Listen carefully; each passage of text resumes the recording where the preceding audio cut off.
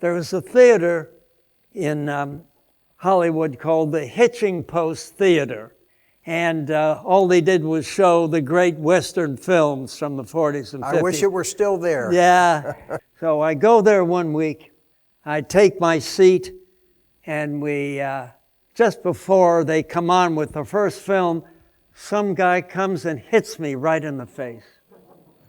To this day, I don't know who did it. I would think he probably saw me in one of my films and didn't like it or something. I don't know. Consign, you little beaver, you sure gave me a scare. I thought the Apaches was on the warpath again. No Apaches on warpath now, Mr. Withers. We've had peace for a long time. We teach Sammy to shoot bow and arrow. Be careful you don't wing somebody.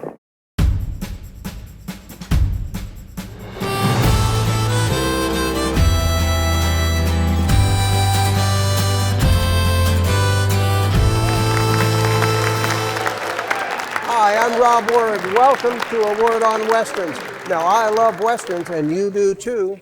And we're going to talk about one of the classic Westerns today, directed by Quentin Tarantino's favorite director. That would be William Witney. He co-directed with John English several of the best Republic serials. One of the very best was The Adventures of Red Ryder with Don Red Barry.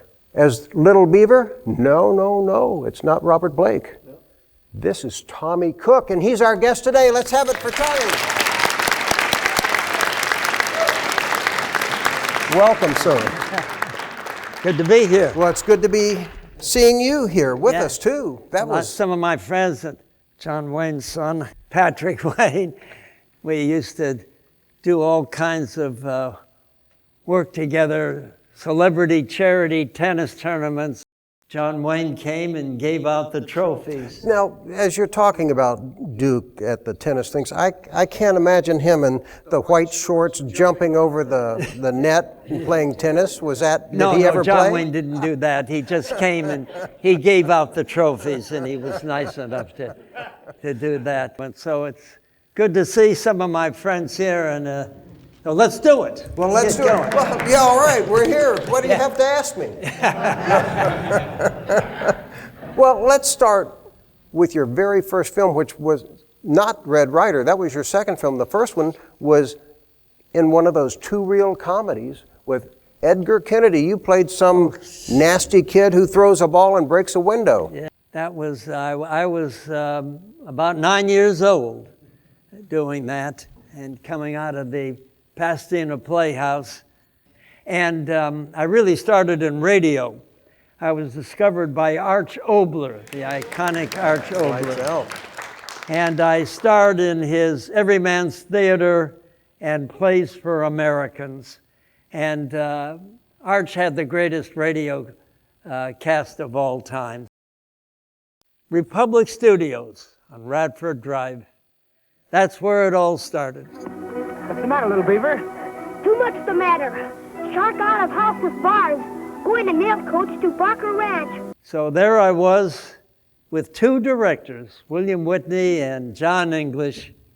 We would go out in the countryside and start shooting. And in those days, in the valley section of LA, you could buy an acre of property for $10. But I always loved riding. I used to go on weekends with my uncle to DeBrock Stables in the Los Feliz area. If we could just go back to those days, I would love to relive them. Love to get on Little Papoose. Was that the name of your horse? Little Papoose was the name of your horse? Yes, Papoose, yep. And as I said before, I used to, with Bill Witney, who directed the Red Ryder, had his own horses at home, and he would invite me on weekends, and I would go ride his horses. What kind of guy was he like on set? Was he really organized and planned and knew what to do with the fights, or would he be creative and make it up as it was happening? In those days, the stuntmen, they would set up the scenes. Bill Witney would just say, hey, how do we do this? Tell me. Go ahead. Put it together. And then they'd wreck every single piece of furniture in the room.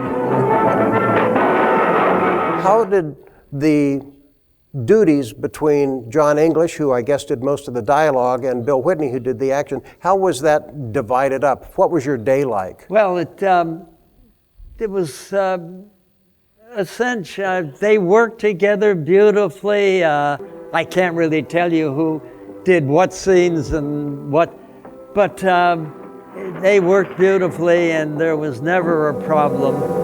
Pick it up. I said pick it up.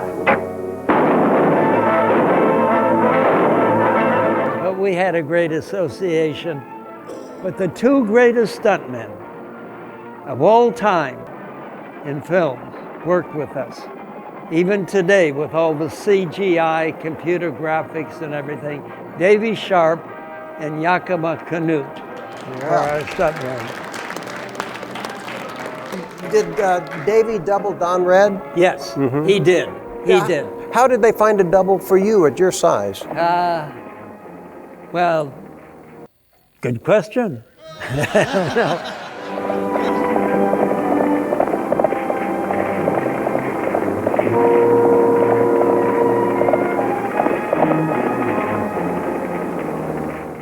I did some of my writing, but some of the real tough stuff, they couldn't take a chance, you know. And so they had people that were my size, you know, that were good writers. When I was 10 years old, it was in 1940, and in those days, you know, you had to have a mother on the set to until you were 18 years old.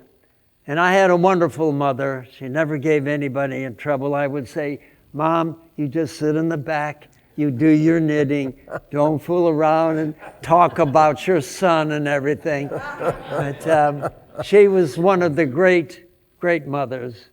And my father, God bless him, a Harvard graduate, but he became quite ill with Bright's disease. Kidneys didn't function. And he would write up doing little PR for me and stuff. But I had a great family. In the serial at Republic, because Yes. they were so well known for their action in the serials, and Yes. your Red Ryder is one of the very best, too. You have Noah Berry Sr. Oh, yes. as the villain. You take the boys down and see if you can't convince Wells to sell out at the right price. It worked before, Ace. What were those guys like to you? What was Don Red Berry like? Well, Don was very nice. He wasn't crazy about doing the role, you know. They pushed him into it. He wanted to be because Jimmy Cagney, didn't he? yeah, exactly. Yeah. Very good, very good. With Don Berry, he was under contract to Republic, and Herbert Yates, who was the head of Republic Studios, says, "What are we doing with this Don Berry? He's not working. We got to get him, put him into something." So that's how he became Red Ryder. Crawl.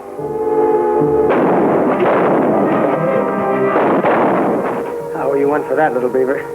Red Ryder not owe Little Beaver nothing. Little Beaver pays some what he owe Red Ryder. Thanks, Sprout. I'm gonna go find Miss Beth. Little Beaver go find Pony.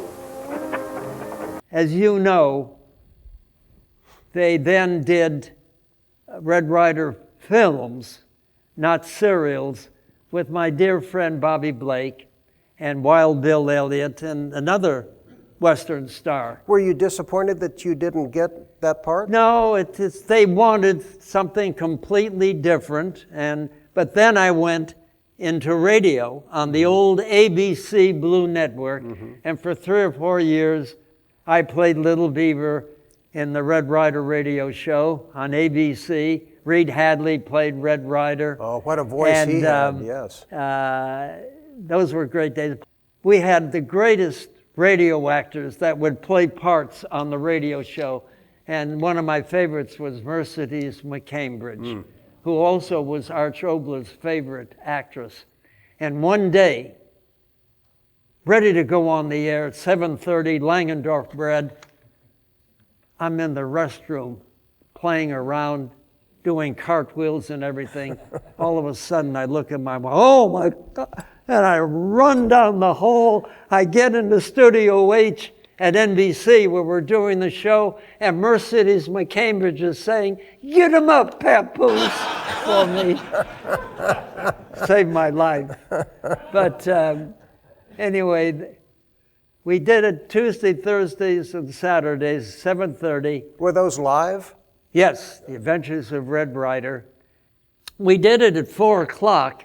In those days, you had to do a show for the Eastern community and then come back later for the Western country to have the show. And eventually, when Lone Ranger went off the air on KHJ, we took over that and we were on every day of the week for the radio show. To me, I'm 93 years old today. Those were treasures.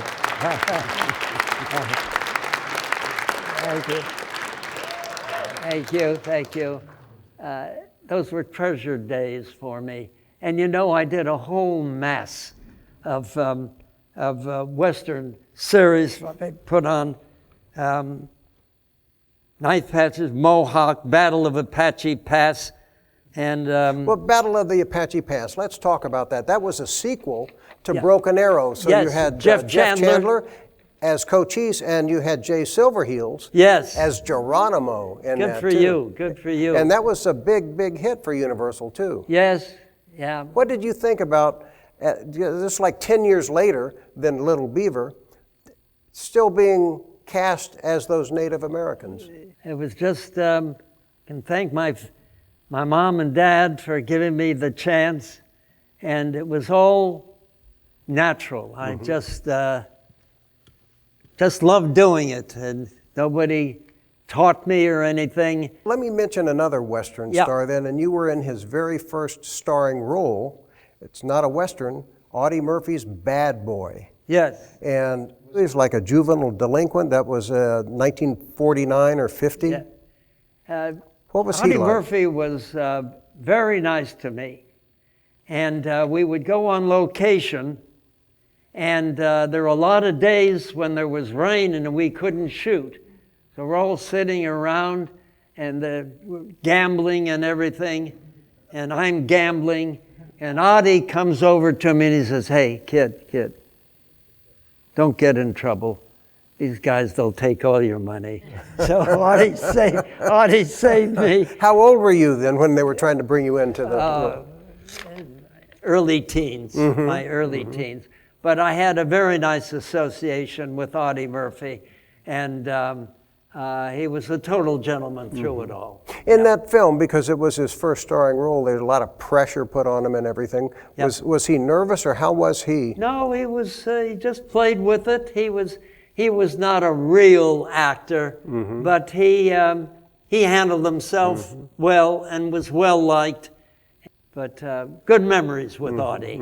Well, he developed into a fine actor. So you don't want him in, huh? No, I didn't buy what he had to sell then. I'm not buying it now. And in fact, one of his, he'd made a couple of really good films. One of them you're in. You have a wonderful scene with him. It's Night Passage, where he's the Utica Kid, and you're this up-and-coming gunslinger. You want to be a bad guy, too, and you have a wonderful scene with him. Yep, those were good scenes. So with the scene with Audie in that movie, Night Passage, a lot of it was on location, too. Oh, yeah. And you had Jimmy Stewart there, too? Yes. What was he like?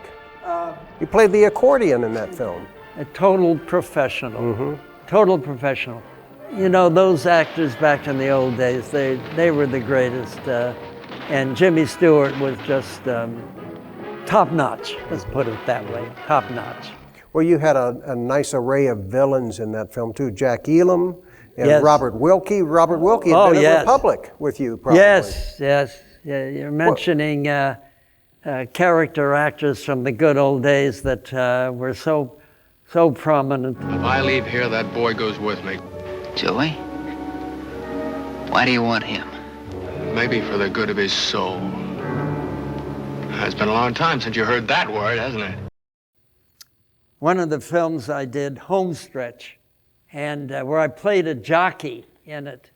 It came time where they had to have me there actually riding in one of the races there.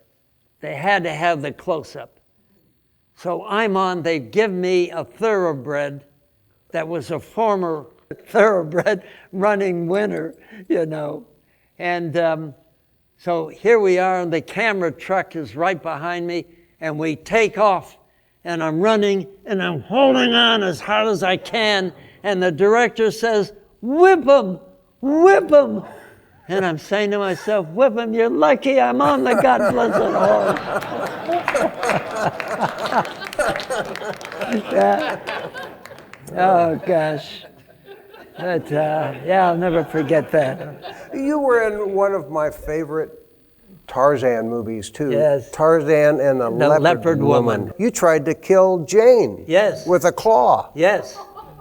So what's that all about? Aquanetta told me to do it. Yeah, Johnny Weissmuller was wonderful. And, of course, little Johnny Sheffield. We didn't get along too well, I guess. Why? Competitors, you know. And Brenda Joyce. That's why you were going to kill Brenda Joyce, Jane, yeah, then, right? She was very, very nice.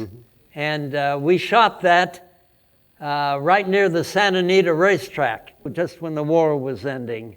Down near San Diego, I was invited down there and to replay the film and to go over all the things that happened during the Tarzan film. That was a lot of fun. Well, back at Republic, you worked with the king of the Cowboys in Song of Arizona. Yes. And Gabby Hayes and yes, Dale and the Roy Sons Rogers of the Pioneers. And Dale Evans. Woo. Yeah. And again, Roy Rogers was top-notch. He couldn't have been nicer. Well, there were other child actors in that too. Tommy Ivo, I yes. think, too. And you went on to have you have over 100 credits. Just to give you an idea, some of the shows that I did, the Rifleman, Ford Television, Wyatt Earp, had a great relationship with Hugh O'Brien. As I say, we were both in the United States Marine Corps veterans. And you did an arc on the Wyatt Earp where the stories were continued. It was almost like a little mini-series, 1, 2, and 3, yes, those episodes. I did several of the Wyatt Earps. Lawless Years, Frontier Justice, National Velvet, Assignment Underwater, Black Saddle, Have Gun Will Travel, Man Without a Gun, Zane Grey Theater, The Deputy, Crossroads, Bold Venture, Not for Hire, Verdict Is Yours, Joe Forrester. And that was with Lloyd Bridges, who was my second family. Bo Bridges, Lloyd, and Dottie were my dearest, dearest friends. What a great time working on Joe Forrester. Pony Express, Johnny Midnight, Mackenzie's Raiders, Celebrity Playhouse, Ethel Barrymore Theater, Passing Parade, M Squad, The Man Dawson, of course, Mohawk, the films, Night Passage. Oh, Mohawk. Now let's talk about that. With Scott Brady, it's pre-Civil War. He is a painter who's like sleeping with his fiancée, the Native American princess, and some saloon girl. You're too much. And you and Neville Brand are like bad yes. Indians, you know? Well, yeah. And there's a lot of stock footage in that from Drums Along the Mohawk. Yeah. So a film like that got put together with this ad campaign about Scott Brady sleeping with these 3 women. Yeah. You know, Neville Brand was a great American war hero, a tough guy. And I remember in a scene he got carried away and he hit me right in the stomach. You know, didn't realize what he was doing, you know, he got carried away. But how your transition into putting together all these celebrity tennis matches, how did that come about? I lived next door to Dr. Esther Bartosh, who taught Bobby Riggs. I started taking up tennis and I became, at LA High School, the Southern California junior tennis champion. So I started doing celebrity charity tennis events down at the Claremont Tennis Club. Patrick Wayne was with me on all of those shows. I ended up putting together a television series called The Challenge of the Sexes, where the top women and men celebrities play against each other, but based on not on power, and that was on CBS, The Challenge of the Sexes. And I really enjoyed that. And Bobby Riggs was on that show with me. And tennis was a great, great part of my life. And well, maybe that's why you're still in such great shape, too, you know. And I want to thank you for joining us here today, Tommy. Yes. It's been a nice trip back to those glorious days. Well, I've enjoyed it so much, and I thank you, all of you.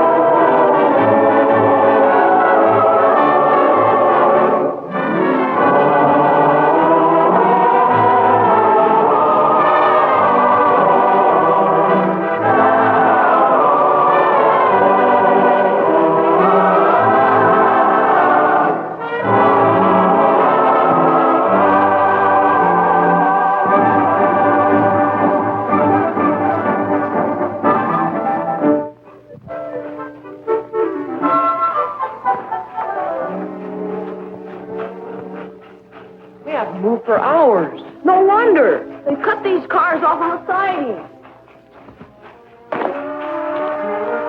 Look out. Here they come. Hey there! Stop or I'll shoot!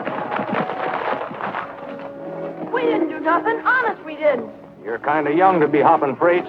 We was just on our way to a ranch. You better come along with me. Take 'em up with you, boys.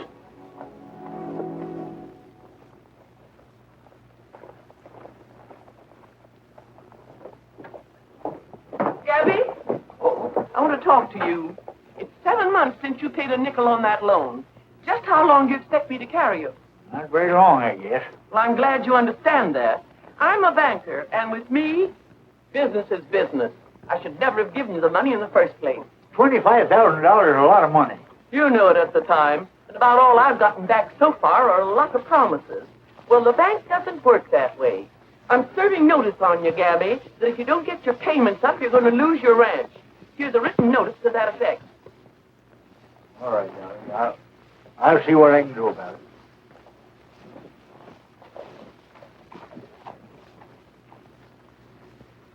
Excuse me, darling. Remember what I told you. Don't you know it's against the law to hop a ride on a freight train? You ever been in jail? No, sir. It won't do you any good to lie. Oh, hello, Gabby. What happened, Jim? Just caught these kids jumping off a boxcar. Where you boys from? Texas. What do your folks know about this? We ain't got no folks. That's what they all say. I'm going to... Now, wait a minute, Sheriff. Every boy is entitled to half a chance. They don't look like bad kids to me. I know. There aren't any bad boys. But as far as I'm concerned... What good is it going to do to lock them up like a couple of horse thieves? Give them a chance. Well... How about me taking them out to my ranch? I'll be responsible for them. I don't know, Gabby. Maybe they're running away from something. Well, if they're, they'll be right where you can find them. Haven't you got enough stray kids running around there? Look, they're good boys. All of them. It's doing them more good there than traipsing around the country and ending up in jail. How about it, Jim? All right, Gabby. But I want you to keep an eye on them till I find out if they're wanted. Sure, sure. How'd you like to come out to my ranch, boy? Oh, swell, mister. Well, what are we waiting for? Here, take this. Thanks, Jim. Oh, we're having graduation out there this week. Why don't you come out? Roy Ryder's going to be there. Yes, that about ends the actual graduation, all except speech making. It's Roy Ryder! Roy! You old son of a gun. How you been, Gabby? Fine, just fine. Now remember what I told you, boys. Come on, line up. 4 straight lines there. No, get in there. Straighten it up. Come on, 4 straight lines. Straight. That's right, that's right.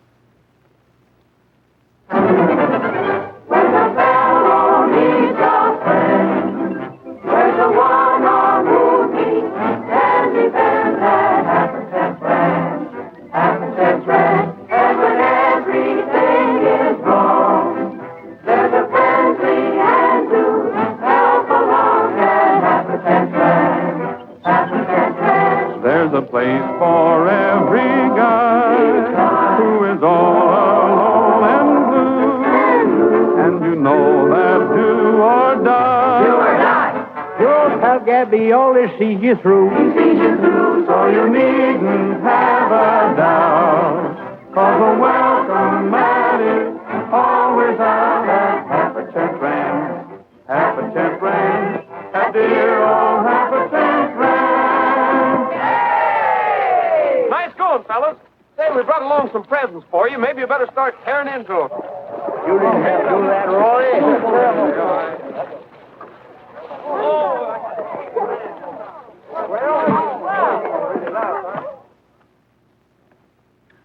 Sure looks like home, Gabby. Yep. Reminds me of old times. Did you mean what you said about you and the pioneer staying here? Sure. You're getting a little too old for this business of mothering a flock of kids. I ain't either. Never felt better younger in my life. All right. Take it easy. Could use a little financial assistance. You in trouble? Up to my neck. Bank's calling in my loan in about a week. The whole $25,000. That's a little bit out of my league, Gabby. Taxes being what they are today. Mine too, but if I don't get it summers, them kids ain't gonna have no place to live. Hey, Charlie! Where's Gabby? Hey, where's Gabby? Where's Gabby? In the house. Why? What's the matter? King Blaine's in the barn. We just saw him. How do you know it's King Blaine? Seen his picture. Sure, he's a killer, and they're going to hang him when they catch him. One more crack like that, and I'll give you a bust in the nose. But, Chip, everybody knows that. Sure. You kill more men than... Come on, Jerry, get him, boy. Get him.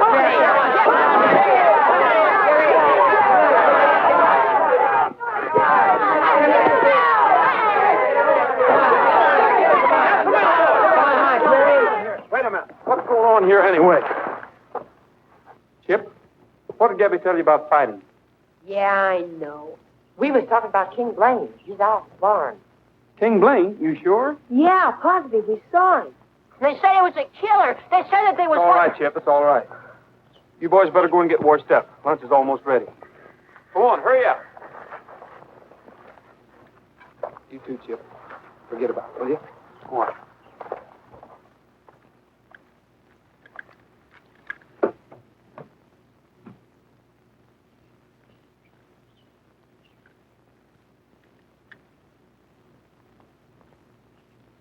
Blaine, I'm coming in. All right, Rogers. I got my hands up.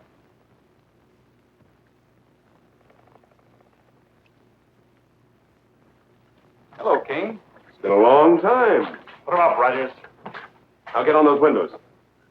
You can drop your hands now, Roy. What good's this going to do you, King? Why don't you give yourself up? You underestimate me. What are you doing here anyway? I was just passing through, and I thought I'd stop and see Chip. Why don't you leave him alone? Now, don't get excited. I only want to see him for a minute. That's all he needs, just to talk to you for a minute, and he'll be right back where he started. I'm a bad influence, eh? Well, I can't argue that one. I guess maybe I owe Gabby something for taking care of him. You wouldn't touch a nickel of your kind of money. What he's trying to do for Chip, he's doing for him, not you. I heard the ranch was kind of on the rocks financially. I could help him out. I told you... Forget it. Where is Chip? He's getting ready for lunch. Look, King, why don't you give the kid a chance?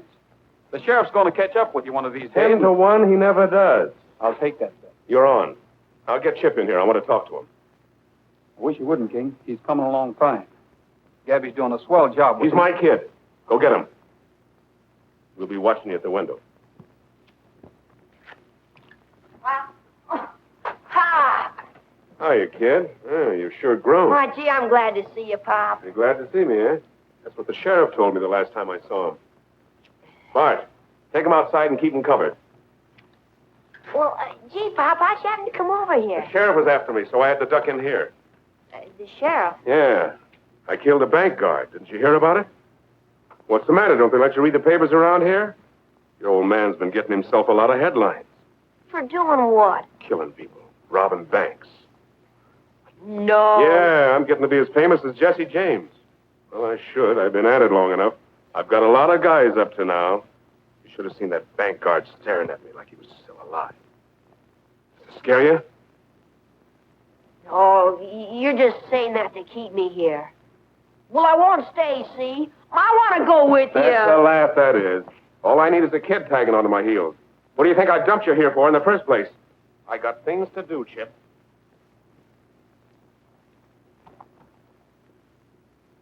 Wait, King, the sheriff just rode in. Well, look, kid. You know those packages I've been sending you by mail? Yeah, I did just what you told me. I didn't open them. Where'd you put them? Yeah, I'll show you. Blaine. We got to move out of here fast. All right. Never mind now. I'll be back. Let's go.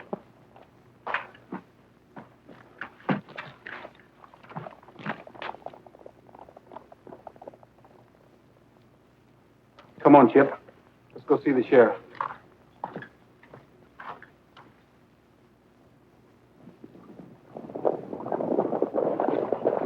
Hello, Sheriff. Who are you chasing this time? King Blaine. We almost caught up with him a couple of miles out of town. Seen anything of your father lately, Chip? Chasing him all over the country. You better run in and get your lunch, Chip. Yes, sir. Well, they were here, weren't they, Roy? Yes, Sheriff. They just beat it over the hill. Thanks. We'll get them. I'll come along with you. Fine. Come on, boys.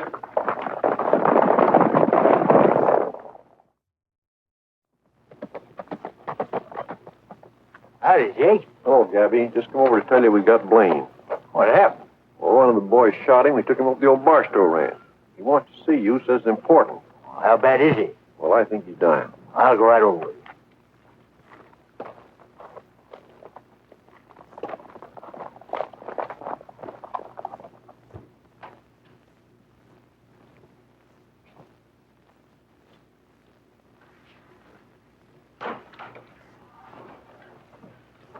Hello, Gabby.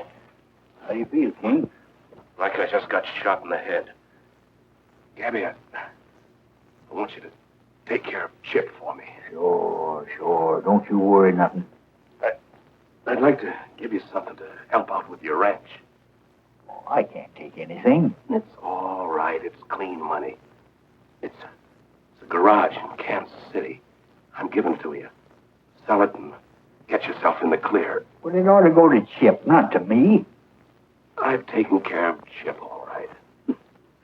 And his sister, too. His sister? Yeah. She works at the Golden Spur Club in Kansas City. Get this to her for me. She... We'll take care of everything. Thanks. Tell Chip.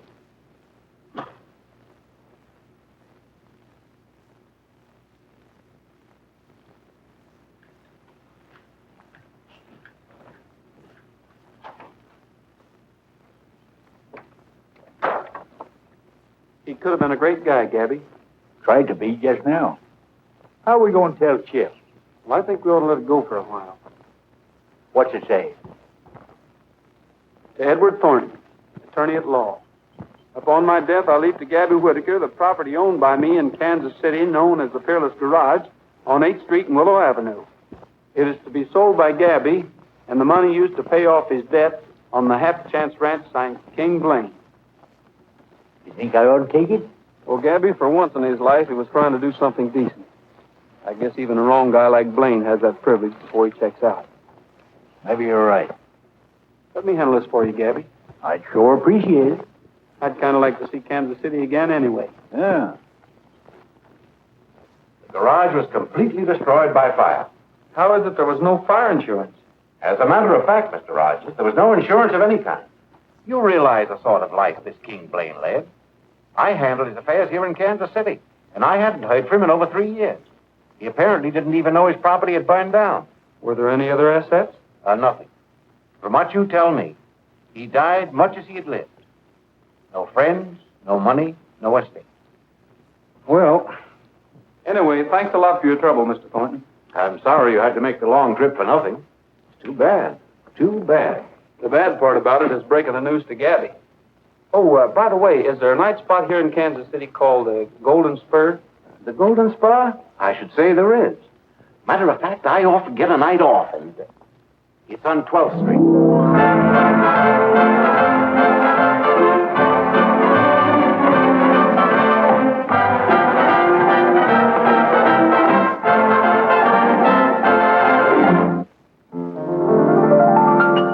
I'm told that Texas Rangers can go out and bring in any man with the lasso. Well, I'll try and see. Now, if you're caught, don't hesitate to just come up and participate. And that means to sing a song with me. Why, who can say perhaps you'll be a hit? So when you're caught, just come up and do your bit. Because you're it. Oh, round and around and around goes the lariat. Round and around, I wonder who 'twill be. Round and around and around goes the lariat. Who will sing a song with me? Oh, round and around goes the lariat. Round and around, I wonder who 'twill be. How is this, sir? This is all right. Round and around goes the lariat. Who will sing a song with me?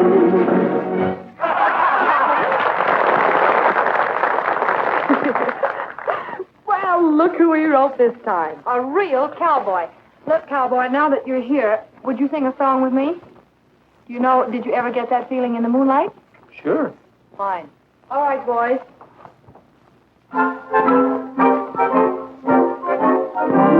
Did you ever get that feeling in the moonlight? That wonderful feeling that you want to be kissed? Come on. You're strolling in the park, the stars so bright above. You'd love to love somebody, but there's nobody there to love. Did you ever get that longing on a June night? That wonderful longing you can never resist. Did you ever get that feeling in the moonlight? That feeling that says you want to be kissed. Did you ever get that feeling in the moonlight? That wonderful feeling that you want to be kissed. You're strolling in the park. The stars so bright above. You'd love to love somebody, but there's nobody there to love. Did you ever get that longing on a June night? That wonderful longing you can never resist. Did you ever get that feeling in the moonlight? That feeling that says you want to be kissed. In the moonlight. That feeling that says you want to be kissed on a June night. That feeling that says you want to be kissed. Thank you very much, cowboy. All I can say is you certainly know your way around the song, doesn't he?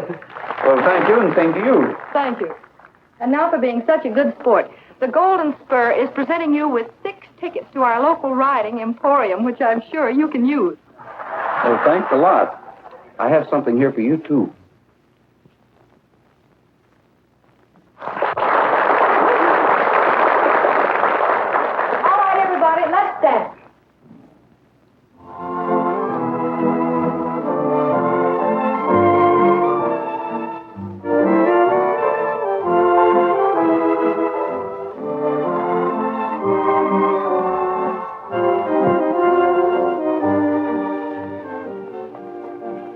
Mr. Rogers? Yes. Do you mind if I join you? Not at all. Won't you sit down? Thank you.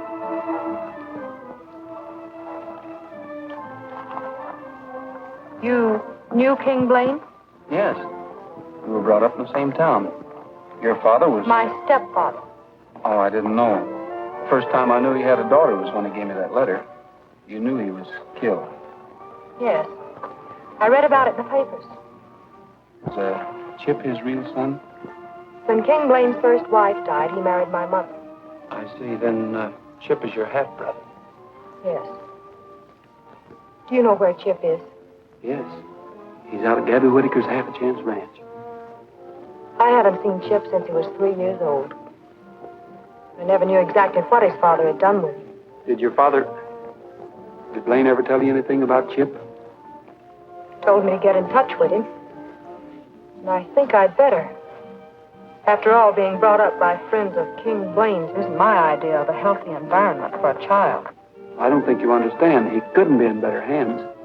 Oh, I'm sorry. I didn't mean that. Why don't you go out to the half-a-chance and see for yourself? I'd like to. Where is that ranch? It's in Lodestone, Arizona. I'm going back tomorrow. I don't suppose you could get away that soon. Oh, tomorrow? I'm afraid not. I'm a working girl, remember? Oh, come out when you can. I will.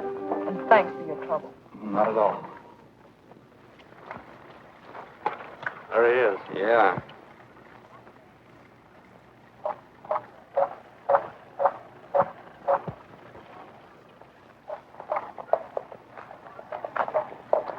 Hello, Chip. Oh, who are you? You remember us. We've got news about your father. Oh, my father? Well, is he all right? Sure, kid. He's fine. He wants to see you. Well, where is he? You know where the old Barstow Ranch is? Sure. You think you could sneak over there tonight without anybody seeing you? It's a cinch. You know your father would be in a lot of trouble. Don't worry, I'll be careful. Good. We'll see you there a little later tonight then, huh? Yeah, right. All right. Oh, once I was riding the Circle Bar X. I met with a cowboy who called himself Tex. He was over 6 feet and as straight as a rule. And I later found out that his name was O'Toole. Michael O'Leary O'Brien O'Toole was the toughest of cowboys, the fightingest fool. He wore leather breeches and rode a white mule. Michael O'Leary O'Brien O'Toole. No guns did he carry when trouble arose. His fist he would bury in anyone's nose. He could turn around twice and lay 'em out cool. They all looked alike to Cowboy O'Toole. Michael O'Leary O'Brien O'Toole was the toughest of cowboys, the fightingest fool. He wore leather breeches and rode a white mule. Michael O'Leary O'Brien O'Toole.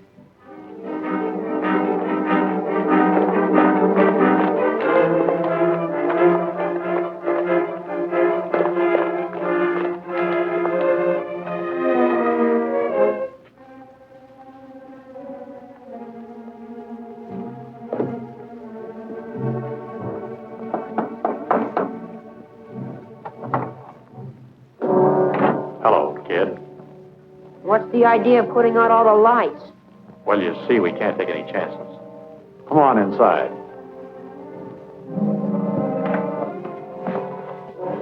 Where's Pop? Well, that's what we wanted to talk to you about. Here, sit down.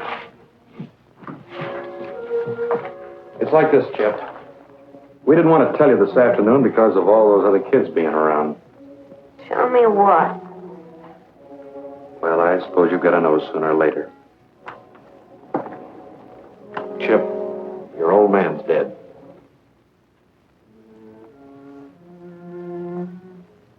Who did it? It was Gabby Whitaker. He killed your father. Gabby? That's why they didn't tell you. They got him cornered and Gabby shot him. Gabby. We were with him when he died and he asked us to get hold of you. What'd he say? Well, he told us about some money he had stashed away and said you were the only one who knew where it was hidden. You see, kid, part of that money belongs to us. So if you'll tell us where it is, why, we'll give you your half. It was your old man's share. I don't believe you. He didn't say that. He just trying to get his money. Now look, Chip, we were your father's friends. Believe me, we wouldn't lie to you. I don't know anything about any money. Now listen to me, you little monkey. You know where that money is and you're going to tell us. I tell you, I don't. You better start talking if you know what's good for you. Let me out of here. Chip, you want to get hurt? I'll work on him. Now, wait a minute. Let him think it over for a while. We got all night.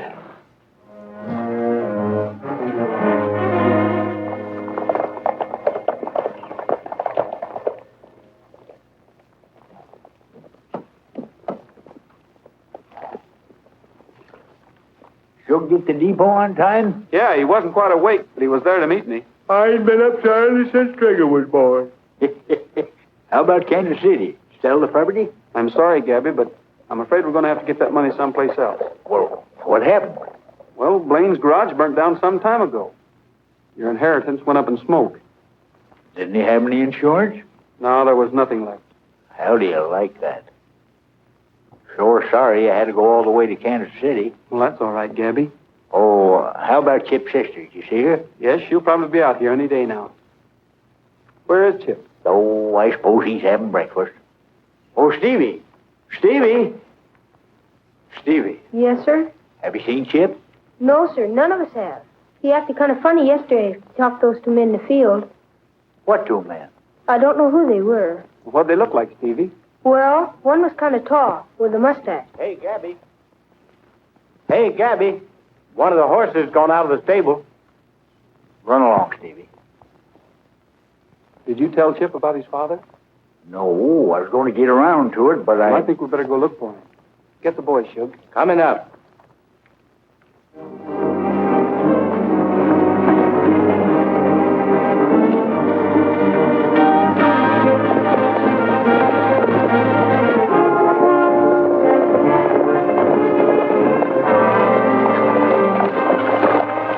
Hello, Sheriff. Seen anything of Chip? No, we're looking for Blaine's men.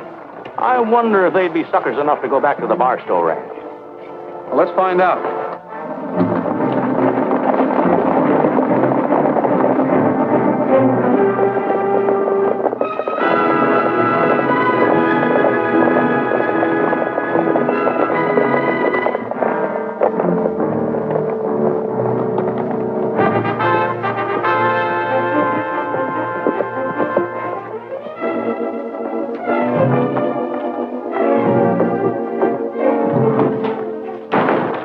Saw the sheriff and his men from the hill. They're riding this way. Here, you get in the closet. Keep your mouth shut. Well, what are you going to do?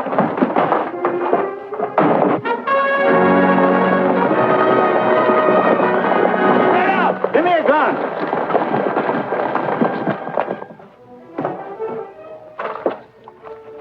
Don't look like there's anybody in there. We'll find out. They're in there, all right.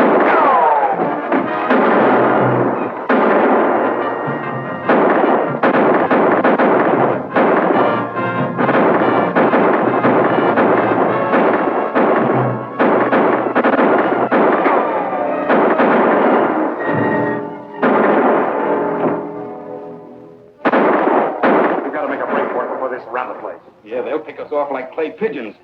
Oh, no, they won't. Get that kid out of the closet. Come on. What's he going to do? Shut up. Everybody hold your fire.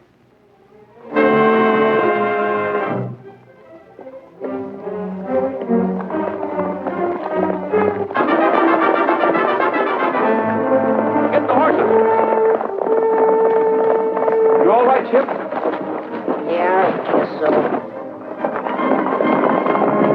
What are you doing up here? Well, what's the matter with you? Killed my father. They told me. Who told you a thing like that? I don't know who told you, but Gabby didn't have anything to do with it. I'm sorry about your father, Chip. But the sheriff did it, not Gabby. I don't believe you. I don't believe anybody. I'll prove it to you when we get back to the ranch.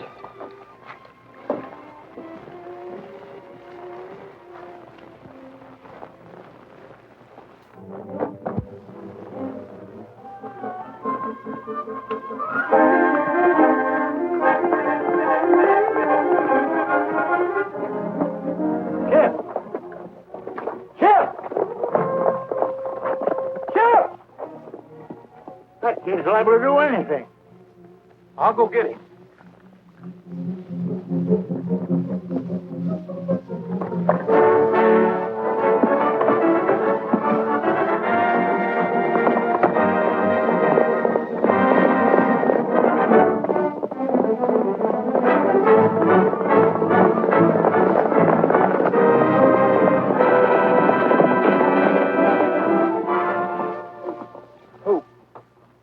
Take it easy, kid. I think you and I better go back to the ranch and have a good long talk. Come on.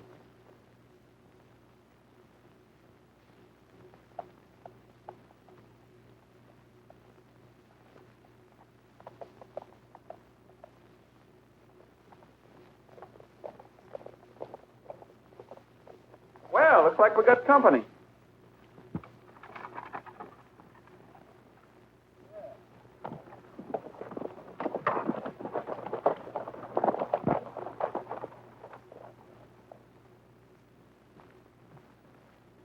Hello, Miss Summers.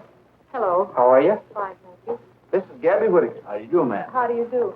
Oh, Chip. This is your sister. My what? Hello, Chip. I'll have Charlie fix up a room for you. Thank you. Well, can't we sit down?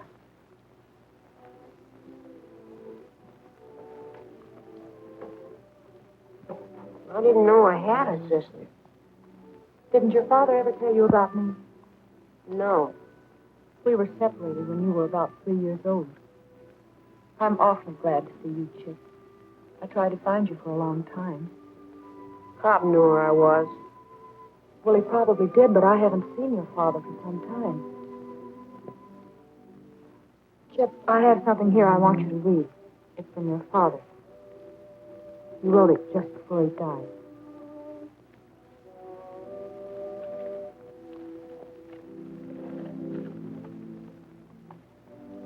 Dear Claire, your brother Chip is at the Apache Ranch in Lodestone, Arizona. Get in touch with him and tell him I want you two to divide everything I have left. It will take care of both of you. Goodbye. King Blaine. What did he mean? I don't know. Did he leave anything with you? No. Maybe he just imagined it, Chip, before he died. Maybe. Excuse me.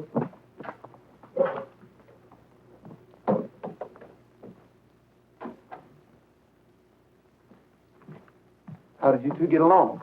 Not too well. I don't think I made a very big hit with him. Well, you couldn't expect him to open up right away.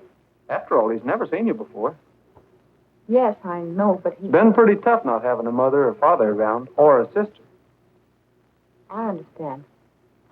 And especially since his whole environment has been against him. Why don't you change your clothes and go riding with me? All right. Oh, I certainly enjoyed that ride, Roy. I knew you would. You know, I'm beginning to see what you had in mind. You had sort of a wrong out here, didn't you? Well, Don't you think Gabby's done a fine job with those boys? yes, I do. Say, you must be getting hungry. I certainly am after that ride. Well, Charlie, is lunch about ready? Coming up, Mr. Rogers. Right away. Fine. Roy, do you remember the letter you gave me in the club at Kansas City? Mm-hmm. I wish you'd read it. Okay. Did you show this to Chip? Yes. He said he doesn't know anything about it.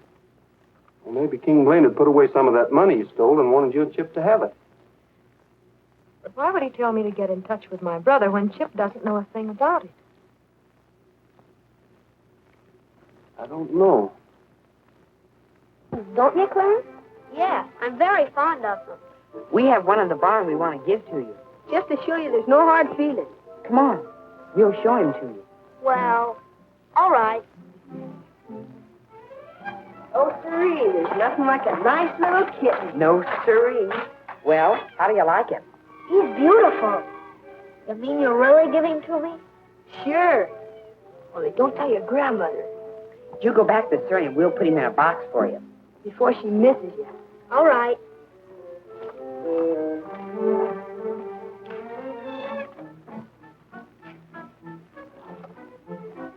Oh, Clarence, we got him. You have? Here he is. Thanks very much. Hope you like him. And that's my final word, Gabby. Oh, I heard you. Grandma! What's the matter, Clarence? Grandma! Clarence, where are you going? What is it? Get those clothes off.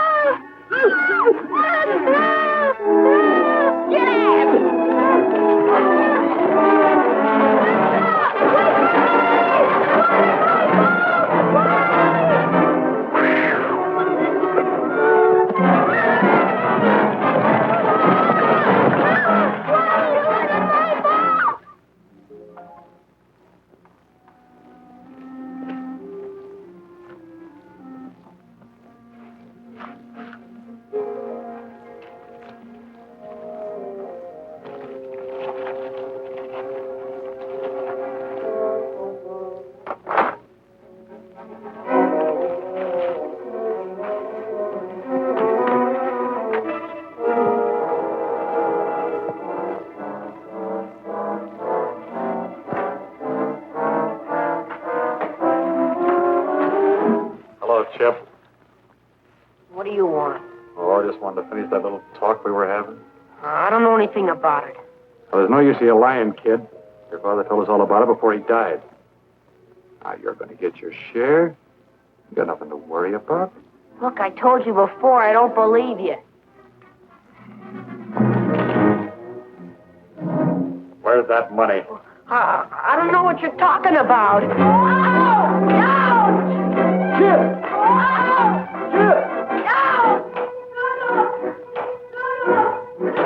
Stop that! Leave him alone or I'll... There we are, Debbie. I'm taking Chip out of here. Warning you.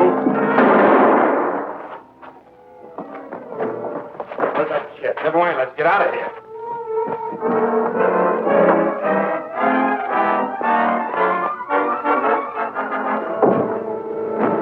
Gabby!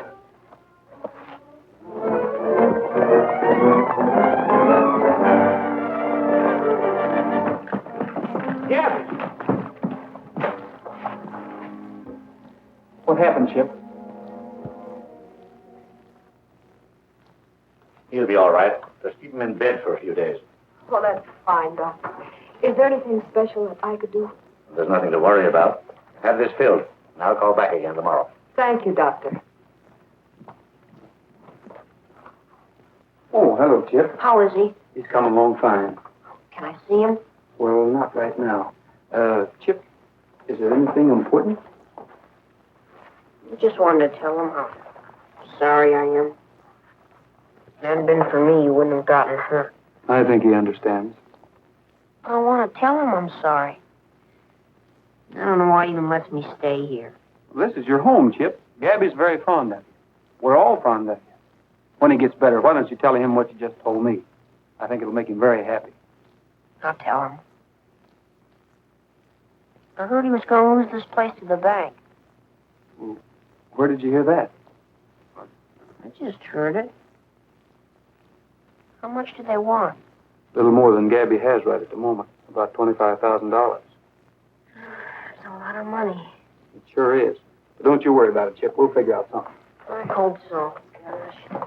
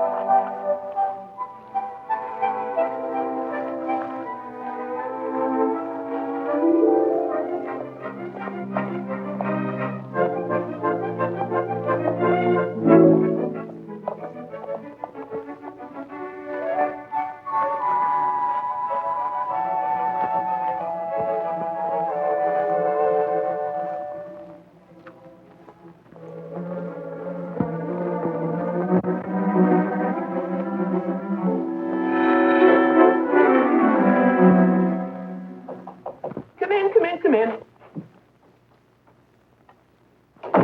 Good morning, Miss Finucane. Morning, young man. What's on your mind? The Half a Chance Ranch.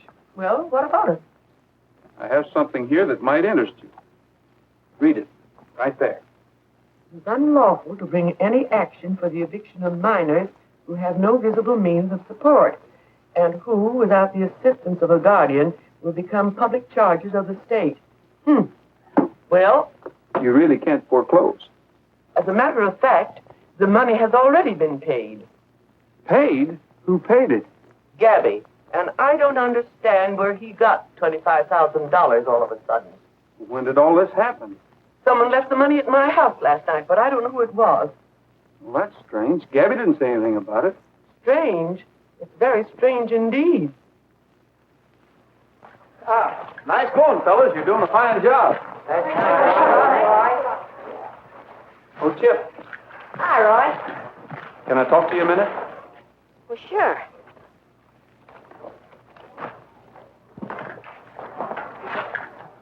What's up? You know, Chip, a funny thing happened last night. That money Gabby owed the bank was paid off. Well, what do you know? You paid it, didn't you, Chip? Yes, sir. With your father's money? What difference does it make? It's paid. That was an awfully nice thing for you to do, Chip, but Gabby won't settle for that kind of money. Why does he have to know where the money's coming from? $25,000 is quite a sum. He'd naturally have to know. Besides, it was stolen money. How much more have you got? About $35,000, I guess. Where is it? Come on, Chip, where is it? I hid it under the floor of that stall over there. Well, I guess it's as safe there as any other place. Now, look, Chip, I've got to do a lot of thinking. Don't say a word about this to Gabby or anybody else. Of course I won't, Roy.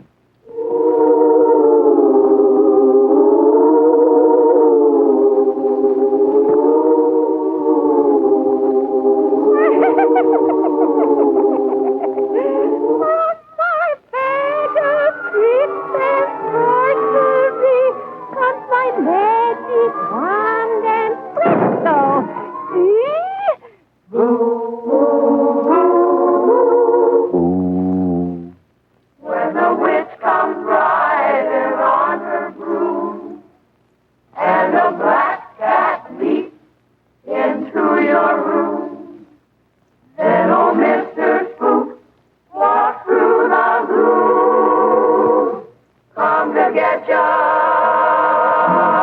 When Mr. Spook steps out for his Halloween, it's the spookiest sight you've ever seen. Just a lot of bones with air between. When Mr. Spook steps out, he'll hold a rendezvous with a ghost or two underneath the weeping willow. And perhaps he may try to steal you away, so you better hide your head beneath the pillow. When Mr. Spook steps out, lock your door up tight. It's a dangerous thing to show a light, 'cause you won't be safe until midnight. When Mr. Spook steps out.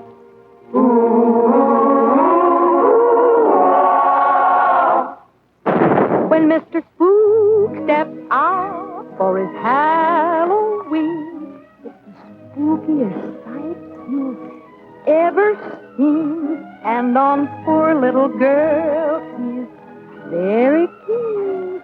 When Mr. Spook steps out, when Mr. Spook steps out for the big affair, he will constantly look for ladies there.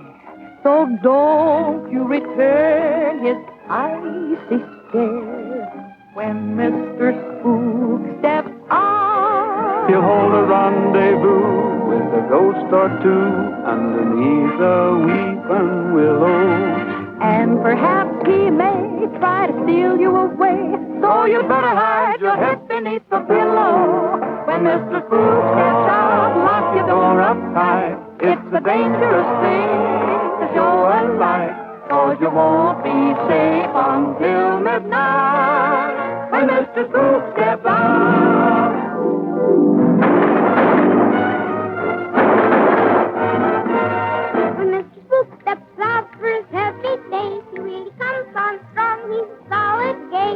Well, bear down, Jack. I just can't wait. Let Mr. Spook step out.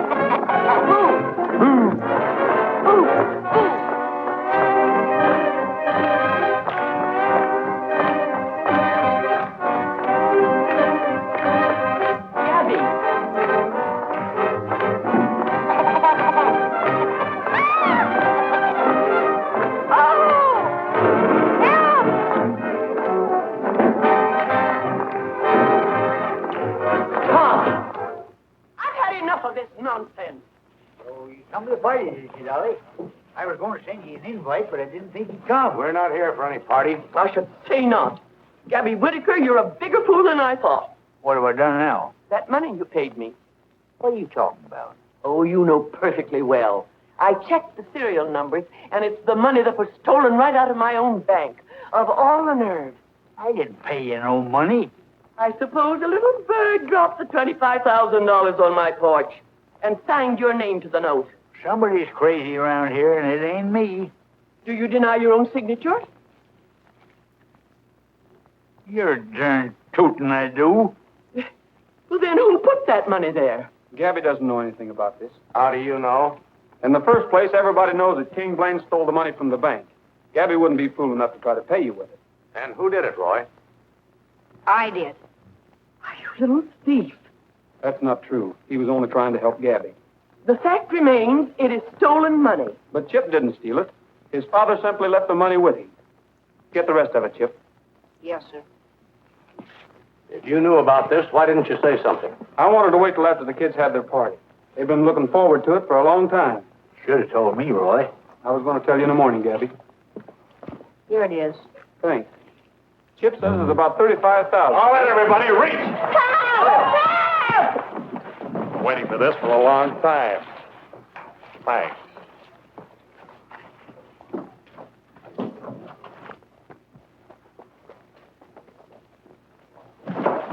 Get your horses, boys!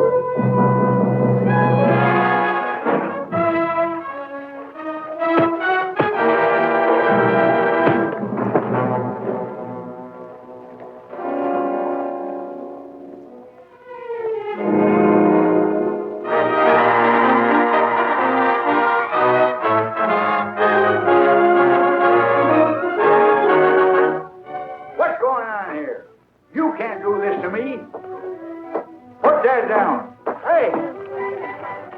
Why won't nobody talk to me? I don't get it. Who's moving in here and when?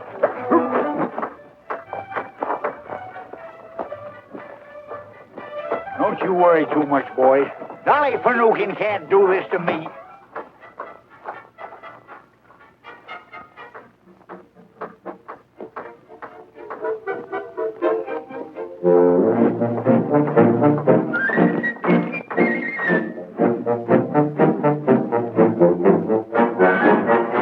What's going on here? You shut up, Gabby. I'll do the talking. Out of the goodness of my heart and a lot of explanation from Mr. Rogers here, I've decided that you should be rewarded for the return of that money. That's right, Gabby, and we couldn't think of a nicer reward than having your place done over. The only trouble was you got back too soon. We wanted to surprise you. You mean you ain't gonna throw us out? No. And I think you and I can tear up the note on that loan. Say Thursday evening at my house. I'll be there, Dolly. It's worth a sacrifice. Boys, how about 3 cheers for Miss Finucane? Hooray! Hooray! Hooray! Well, thank you. Boy, seeing how that you're a graduate of this here outfit, suppose you start us off with a little song. All right, Gabby. Oh, round and around and around goes the merry-go-round. If you fellas want to show you a peculiar flower, what's peculiar about that? Listen, if you think that's peculiar, get a load of these. Sing a song of Arizona, riding along the worthy orchard. Sing a song of Arizona, and feeling lucky to be there. Sing a song of Arizona, riding along the happy singing a song.